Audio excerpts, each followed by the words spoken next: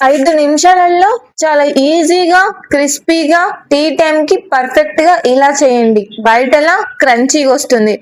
Hi అండి, welcome back to RH creations.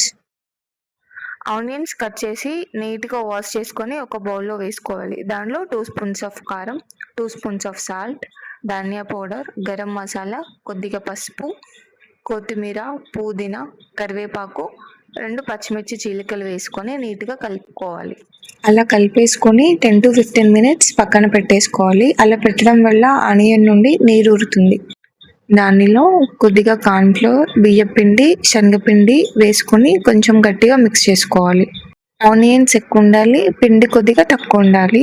పిండిని కొద్దిగా గట్టిగా మిక్స్ చేసుకోవాలి. లూజ్ అవుతే పకోడీ అనేది మెత్తగా ఉంటుంది, అంత టేస్ట్ ఉండదు. పిండి గట్టిగా మిక్స్ చేసుకోవడం వల్ల క్రిస్పీగా ఉంటుంది, ఎంతసేపు అయినా సరే మెత్తపడకుండా ఉంటాయి. నేను ఇక్కడ చూపిస్తున్న విధంగా కలిపేసుకొని పక్కన పెట్టేసుకోండి. ఆలోపు కడాయిలో ఆయిల్ పోసుకొని ఆయిల్ వేడయ్యాక కొద్దిగా తీసేసుకొని వేసేసుకోండి. మీడియం ఫ్లేమ్లో వేయించేసుకొని పక్కన పెట్టేసుకోండి. హోటల్ స్టైల్లో మనకి ఎలా అయితే టేస్ట్ ఉంటుందో సేమ్ అదే టేస్ట్ వస్తుందండి ఇలా ప్రిపేర్ చేసుకుంటే. వన్స్ ట్రై చేసి చెప్పండి. Thank you for watching. Please subscribe RH creations. Thank you.